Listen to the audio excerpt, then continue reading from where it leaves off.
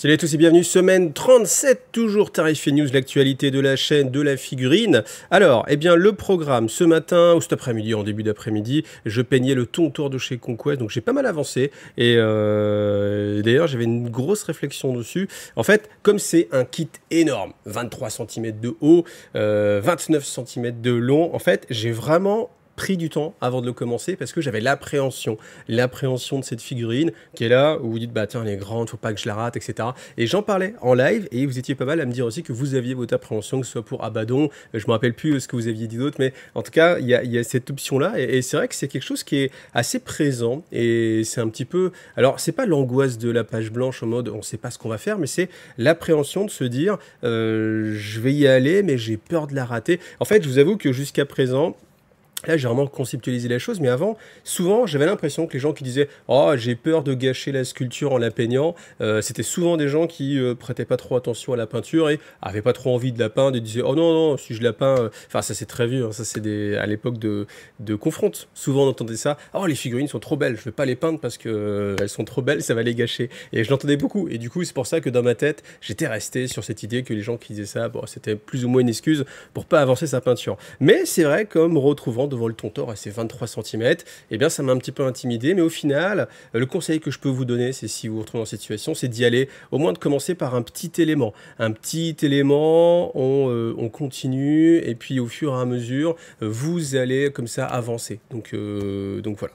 Ensuite, eh bien, 19h Tarifé News, on le sait, mardi 12, donc demain soir, mardi soir, c'est la finale, final round, 4 hommes, ce sera des gens différents, il y aura la Mimar, si vous connaissez, vous le connaissez forcément, 4 hommes contre des bouts de ficelle pour terminer complètement les décors de Warcry et vous proposer enfin une vidéo qui mettra en scène alors tous les éléments de Warcry présents jusqu'ici, tous ceux en tout cas de la forêt de Gur et voir un petit peu quelle table ça peut faire. Je pense que ça peut faire une table hyper dense parce qu'en fait rien que quand on a mis tous les décors juste sur la table pour les peindre, eh ben ça remplissait déjà la table. Donc je pense qu'en plus avec les passerelles qui Henlage, je sais plus parler français, qui accroissent, qui font grandir la taille de la table, qui repoussent les arbres les uns des autres, en tout cas, eh bien, il y a vraiment moyen d'avoir une super table. Donc voilà, ça ce sera demain soir en live sur Twitch. Ensuite, 18h, mercredi 13, alors vous aurez une rediffusion qui sera sur YouTube. D'habitude, la rediffusion, je les mets que sur Tipeee, mais là, comme il y a le bilan de la chaîne, c'est, je rentre un petit peu dans les détails, le côté financier, motivation, projet. Donc c'est assez intéressant, c'est pour ça que je vous la mets en rediffusion pour tout le monde sur YouTube à 18h. Jeudi à 18h à nouveau, c'est l'horaire qui va bien, on a la vidéo lore sur le lion, il y aura un petit rapport avec l'Alpha Légion, donc si vous aimez un petit peu les machinations, les secrets, eh bien cette vidéo je pense va vous plaire. Vendredi à 18h, vous aurez le tuto peinture sur l'émissaire Norn, parce que, heureusement, il y en a qui me l'ont demandé en commentaire, alors j'avais déjà prévu de le faire, hein, mais comme il y en a qui me l'ont demandé en commentaire, ça je peux dire, bah tu vois, tu me l'as demandé en commentaire, je peux te la faire directement. Donc le tuto peinture pour peindre, et puis au-delà du schéma de couleur qui est très personnel, évidemment, eh bien c'est aussi quelques petits conseils de peinture que vous pourrez réutiliser pour autre chose. Samedi 16 à 11h, peut-être il y aura quelque chose, peut-être ben oui, peut-être ben non, ça dépend de ce que je vais recevoir, du temps que je vais avoir.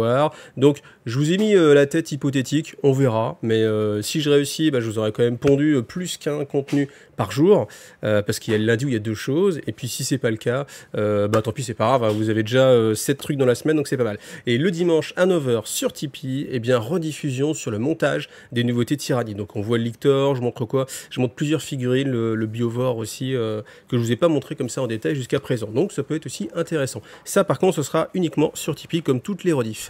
Je vous rappelle aussi que j'organise en ce moment un concours de peinture sur les maîtres de l'univers en partenariat avec Arcan Studio. Donc vous avez la procédure tout simplement par PayPal en mode ami, c'est assez cool.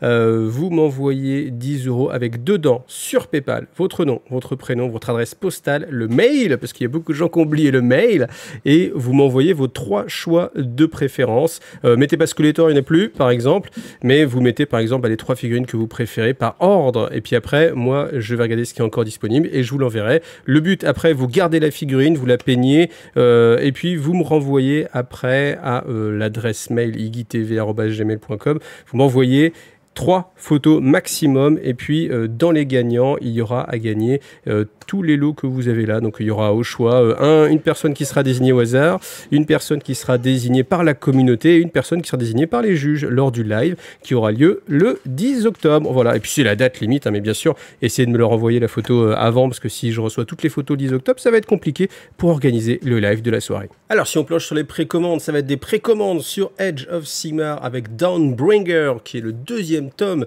de la campagne Reign of the Brute. Donc le prix de 40 €. Le prix de 40 €, c'est intéressant parce que c'est moins cher que ce qu'on a sur les campagnes de Warhammer 40 000. Et honnêtement, là, c'est petit coup de gueule. Pourquoi petit coup de gueule? Parce que il n'y a aucune raison que Dawnbringer, enfin s'il y a une raison, mais elle me plaît pas. Dawnbringer coûte 40 € et Arche Fatidique, ça coûte 45. Et il n'y a aucune raison pour que dans ces deux publications, eh bien, il y ait une différence de prix de 5 € à chaque fois. Pourquoi? Parce que vous me direz, bah oui, mais il y en a un qui va se vendre peut-être moins. Bah oui, mais celui qui va se vendre moins, c'est le moins cher. Donc c'est-à-dire que celui qui va se vendre plus, c'est là où on vend plus cher. Donc on vend plus cher un truc qui va se vendre plus. Donc vous allez me dire, oui, mais alors l'idée, c'est de pousser les gens à aller sur Age of Sigmar et de rendre des choses un petit peu moins chères. Mais oui, mais si on peut se permettre de rendre les choses un petit peu moins chères pour un jeu qui est moins rentable, et bien sûr un jeu qui est très rentable, voilà.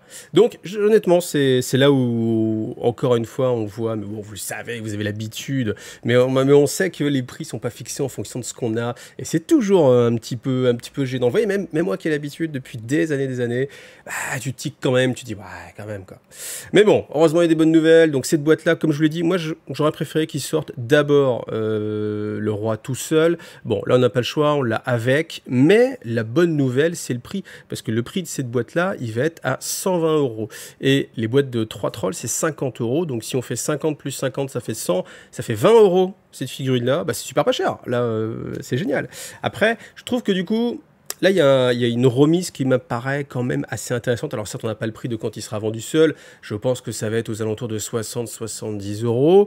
Peut-être plus. Mais comme à Ouest, toujours un petit peu moins cher. Donc on verra. Mais en tout cas, c'est vrai qu'il y a un intérêt. En plus, alors, est-ce que c'est un fait exprès? Mais vous avez justement ces trolls qui sont plus disponibles en vente en ligne. Alors, il y a beaucoup de choses, hein, beaucoup de figurines qui sont plus disponibles en vente en ligne. Mais voilà, comme ça vous permet de les récupérer. Donc, ça peut être aussi intéressant. Alors, ensuite, celui qui s'appelle Warble Rosa. En français, ça va être le fauteur de troubles. Lui va coûter 27 €. Voilà. Figurine sympathique avec les Bat Squig. Voilà, les mignonnes. Donc, voilà, c'est une bonne pioche. Bon, des dés, les dés, voilà, formidable, 32,50 €. Combien il y en a? 20.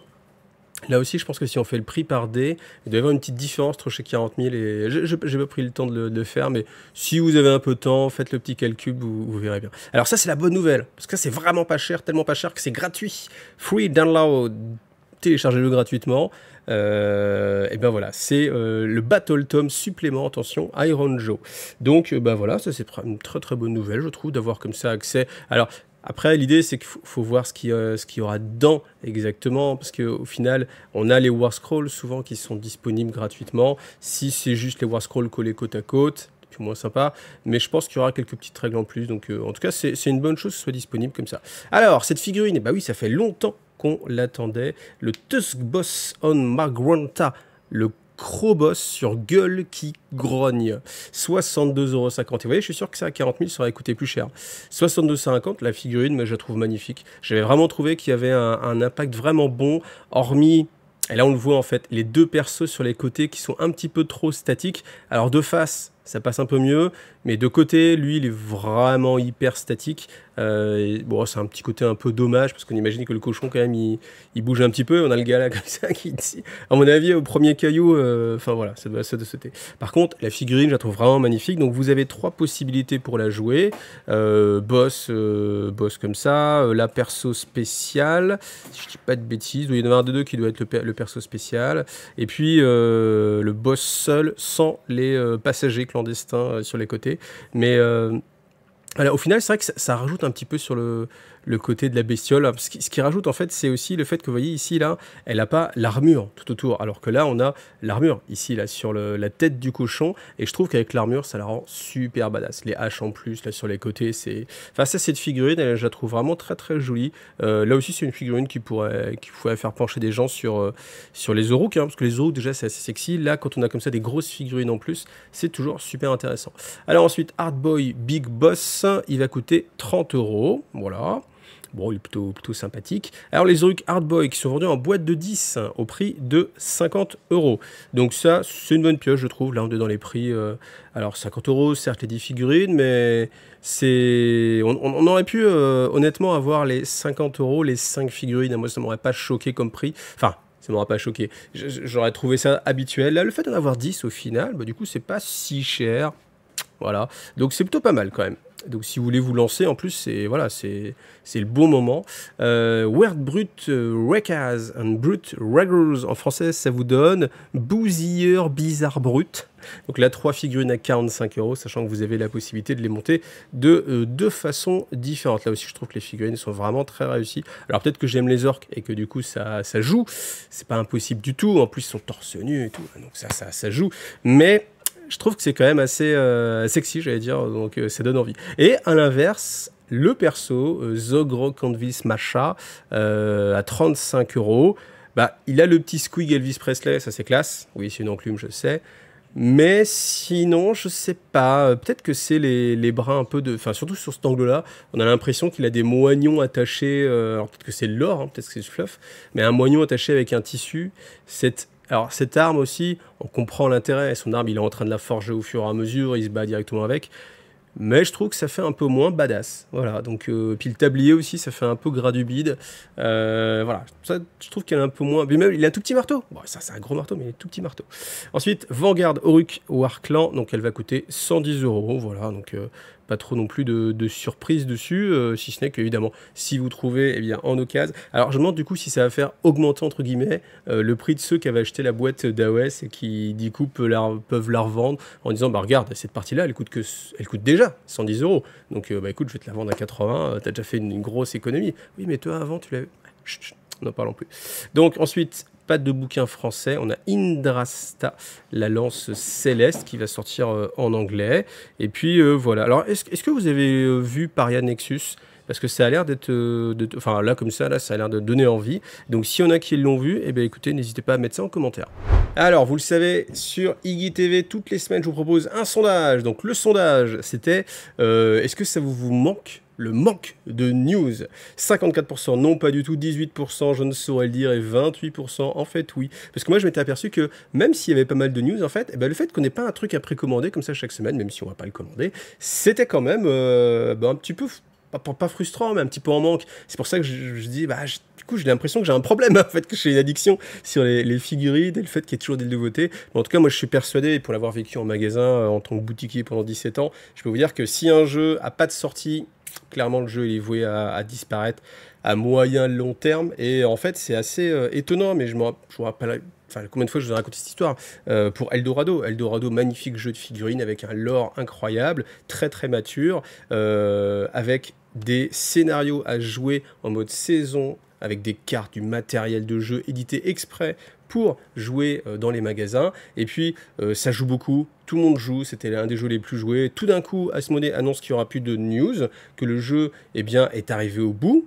Pas qu'il va être retiré de la vente, mais que bah, au final, on va plus rien sortir, on est arrivé au bout du jeu, et là, du jour au lendemain, je peux vous jurer, j'ai plus vu une seule partie. Alors que tout le monde avait les figurines à la maison, tout le monde était prêt à jouer, mais le fait de se projeter dans ce sens-là, et de se dire, le jeu n'a plus d'avenir, eh bien en fait, ça n'a plus de sens. Et d'ailleurs, si vous aimez la science-fiction, je vous conseille un roman qui s'appelle Les Ailes d'Icare, qui est les enfants d'Icare, pardon, forcément, et que je trouve un très beau roman et qui explique, en fait, je ne vais pas vous spoiler, mais il y a cette notion-là à l'intérieur, la notion de l'avenir, de ce que ça implique, etc. Et je trouve ça vraiment très, c'est un bouquin, moi, qui m'a vraiment marqué dans tout ce que j'ai pu lire, donc je vous invite vraiment à le lire. Alors, avec la V10, on a eu le nouveau codex Tyrannide, vous avez vu, je pense, la preview. Maintenant, voilà, vous avez la pub sur le site de Warhammer Community, mais je trouve que c'est excellent et que c'est super bien fait. Pourquoi? Parce que ça, c'est fait pour quelqu'un qui a arrive. Et moi, je peux vous dire que quand j'ai commencé 40 000, si j'avais eu une présentation aussi complète et exhaustive de mon armée, j'aurais surkiffé.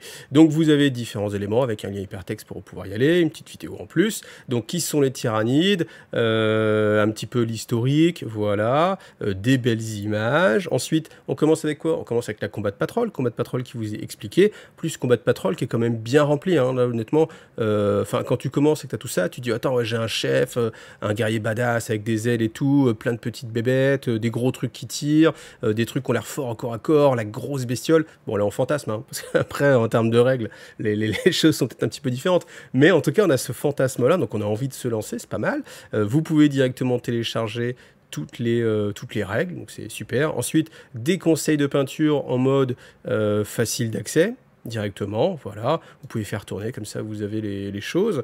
C'est la même chose que ce que vous retrouvez dans le Codex Tyrannide, hein, pour ceux qui se posent la question. Une vidéo en plus sur les bondisseurs de Von Ryan, très cool. Et ensuite, eh bien, on vous aiguille, on dit qu'est-ce qui va se passer après. Vous prenez le Codex Tyrannide, vous jouez avec des bestioles un peu plus grosses, l'Exocrine, très bien, très bien, les Jedi Stealers, c'est très bien, les Termagants, etc. Et puis après, même le complément en termes de lore avec les bouquins à lire. Vous voyez, ça me paraît hyper complet. Et après, voilà, votre collection, donc vous avez la combat de patrol, bon, voilà, on vous envoie vers le codex, un petit émissaire, pourquoi pas. Bon, ce qui est dommage, c'est qu'il est en rupture, hein, ça c'est vraiment très dommage, mais voilà. Et puis, vous pouvez aussi aller chercher toute la gamme Tyranide. Mais honnêtement, je trouve que c'est très très bon. Alors, j'en profite pour rebondir sur les émissaires, etc. Alors, selon les informations que j'ai eues, vers la fin de semaine, il devrait y avoir des réassorts. Là, je parie vers My Hobby Place, donc après, je ne sais pas comment ça se passe pour tout le monde. Mais en tout cas, de ce qu'on m'a dit, il devrait, ça prend avec des pincettes toujours, parce que vous savez, il est toujours dépendant des stocks qui sont envoyés par Games Workshop, et il devrait y avoir quelques réassorts. Donc n'hésitez pas à passer par My Hobby Place, comme ça vous profitez de 20% de remise sur l'émissaire Nord et sur d'autres bestioles. Donc c'est quand même assez intéressant, puis en plus ça fait vivre la chaîne, hein, vous le savez. Donc voilà, ça c'était la petite news spéciale Tyrannide, et puis je crois qu'on a fait pas mal de tours déjà sur les Tyrannides, mais il y en aura encore dans la semaine, hein, vous le savez. Le tuto peinture arrive, je sais plus quand, je crois que je l'ai mis vendredi. Et c'est un moment qui me fait toujours chaud au cœur, mais c'est vrai, c'est le moment de dire merci aux tipeurs, merci aux gens qui me font vivre, qui me permettent de continuer. Sans vous, clairement, il n'y aurait pas de chaîne, ça c'est clair et net. Donc merci beaucoup à tous ceux qui m'aident depuis longtemps, depuis récemment. Donc merci aussi à ceux qui viennent de redonner un petit coup. Merci Shion, merci beaucoup Oswald, hein, parce que ça a été super chaud. Merci Ecotech, merci aussi beaucoup Storm Rider, merci Antoine, merci Mou, merci Olivier, merci Exercase, merci Notan, merci Elias Ali, merci Metalli Chap, merci Simon, merci Brubaker, merci Fallen Angel Veyron, merci Will et merci Bamak. Vous voyez, il y a pas mal de gens qui soutiennent et ça c'est vraiment chaud au cœur. Donc bien sûr, il y a beaucoup de types uniques pour aller regarder les vidéos en avance sur Tipeee, ça je le comprends, mais c'est pas grave si vous avez cette sensation que ça vous plaît, que ça marche, que c'est effectif. Moi en plus des vidéos dans lesquelles vraiment je me fais plaisir. Donc c'est l'essence même de la chaîne, c'est super, c'est génial, donc tout le monde est content, moi je suis content, et pourvu que ça dure, tout simplement. Alors vous l'avez vu, mais on a droit à quelques modifications de règles et ils nous font le coup de corriger le codex Tyrannide avant qu'il soit disponible, parce qu'on a déjà la correction des coups en points. Voilà. Alors c'est cool parce que dans ma review, en fait, tout avait baissé quasiment de 5 à 10 points, et là, on a le contraire. Tout a réaugmenté de 5 à 10 points. Alors après, ce qui est intéressant, c'est que on voit en fait, parce qu'ils mettent en rouge ce qui a été corrigé, ils se basent vraiment sur la précédente version en ligne et aucunement la version qu'il y a dans le codex. Bon, donc... Bon, qu'est-ce à penser sur la façon dont c'est géré, je ne sais pas. Mais en tout cas, voilà, vous avez cette correction, donc... Évidemment, moi je comprends. Tous ceux qui disent « c'est abusé, t'as ton codex tout de suite, et puis voilà, il est même pas à jour. » Ouais, moi je trouve ça frustrant en effet. Après, ça serait réduire le codex à simplement 2 pages. Parce que c'est que 2 pages, même si c'est 1 page, les pages de coups en point. Donc, faut pas oublier que le codex, il a tout l'ensemble des autres règles. Il y a le côté fluff, le côté présentation des figurines, etc. Et il y a ce vécu en fait qu'on va avoir avec un codex. Donc, voilà, bon, faut pas non plus... Et puis bon, mais bon, je suis d'accord. Mais après, c'est la question du sondage de la semaine. Est-ce que vous préférez... C'est une vraie question. Moi, je vous pose vraiment la question. Est-ce que vous préférez que le codex reste tel qu'il est et on ne le modifie pas, Bien sûr, ça a apporté à préjudice pour l'équilibrage, mais la publication est sortie, on ne la corrige pas parce que enfin, quelqu'un va poser la question, mais les codex ne sont pas refaits. C'est-à-dire que là, si vous attendez 3 mois pour acheter un codex tyrannide, a priori, c'est toujours comme d'habitude, ce sera peut-être le début avec la V10, mais là pour l'instant, le codex est identique, c'est-à-dire que vous aurez les anciens coups, même si vous attendez un petit peu. Donc voilà. Est-ce que vous préférez ça? La publication fait loi, tant pis pour l'équilibrage. Ou alors, vous préférez que justement, il soit plus au taquet sur l'équilibrage et que, il y a des petits correctifs un petit peu tout le temps et que forcément votre codex est vite plus à jour, en tout cas sur la partie coup en point, ce qui représente que juste une page ou deux, donc c'est pas non plus, voilà. Bon, vous me dites ce que vous en pensez en commentaire et puis surtout vous votez aussi dans la description de la vidéo, comme ça, on en débriefera la semaine prochaine. Et on termine avec Warcry, Warcry qui est toujours une excellente surprise. Donc on n'a toujours pas changé de saison et puis après c'est pas plus mal comme ça. Donc on va avoir des Fire Slayer, donc c'est une boîte de factions, voilà, qui va sortir, donc on n'a pas encore de date. Vous allez avoir 9 figurines. Alors déjà, première chose, je trouve qu'ils ont fait un effort sur le design. Pourquoi? Parce que je trouvais que toutes les sorties qu'il y avait sur les Fire Slayer, c'était très redondant. Mais en même temps, je me disais, bah oui, il faut les comprendre, des pauvres. Comment représenter autrement un nain roux, nu, torse nu en tout cas, avec une crête et des tatouages dorés incrustés, autrement que comme un nain roux, nu, avec des tatouages incrustés dorés, vous voyez. Donc, c'est toujours le petit souci. Mais là, je trouve justement qu'ils ont été un peu plus loin. Et vous voyez, quand on voit un petit peu l'évolution de ces figurines, bon déjà, on a des naines, donc sans barbe. Alors les Affinitos aiment ou pas, mais en tout cas, elles sont là. Des armes un petit peu différentes. Même ce perso-là, je trouve qu'il est dans une dynamique un petit peu plus différente aussi.